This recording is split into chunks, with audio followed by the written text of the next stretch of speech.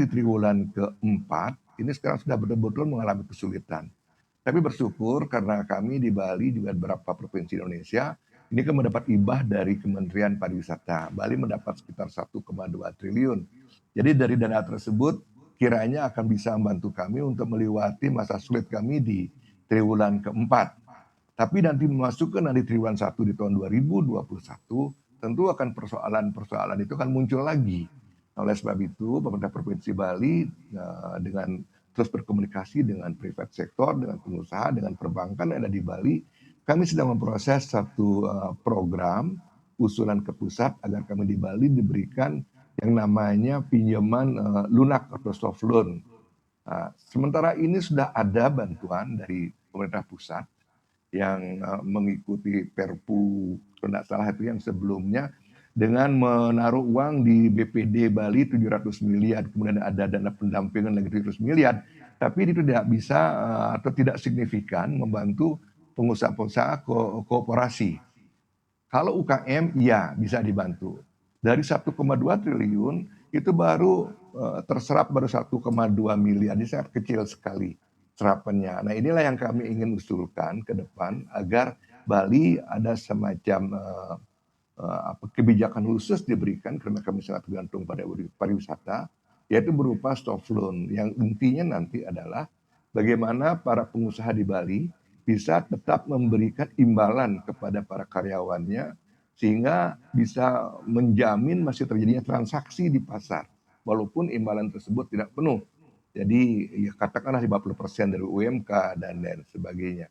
Ini sedang kami proses dan sedang kami usahakan yang sifatnya sangat spesifik, misalnya ada grace period yang cukup, kemudian bunga bank yang cukup rendah, kemudian masa pengembalian yang cukup lama.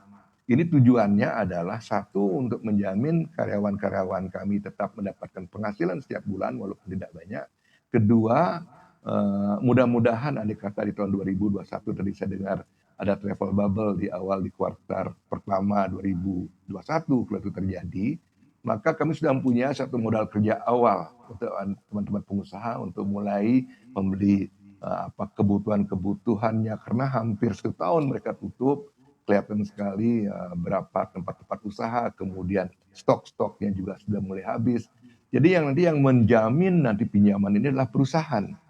Sehingga karyawan nanti akan dapat langsung imbalan langsung dari bank. Ini prinsip-prinsip yang sangat sederhana sehingga baik bank, pemerintah ini juga merasa terlindungi nanti. Pak Cok, apakah sudah ada jumlahnya pinjaman lunak yang diminta ke pemerintah pusat? Ya, kami mengajukan jumlahnya 9,7 triliun. 9,7 triliun angka ini kami ambil dari kondisi perusahaan di tahun 2019. Merujuk kepada kemampuan perusahaan-perusahaan atau jumlah besaran pajak hotel restoran yang dibayar. Ini akan pakai rujukan sehingga setelah kami kalkulasi, kira-kira soft loan yang kami ajukan sekitar 9,7 triliun. Lalu 9,7 triliun ini dengan perhitungan bunganya seperti apa, Pak? Ya, kami sih mengajukan pasti bunga yang rendah, ya katakanlah kalau bisa misalnya 2% atau bisa mudah-mudahan bisa di bawah itu, atau mendekati bunga-bunga KUR ya. Kemudian dengan grace period kalau bisa antara 1 sampai 2 tahun.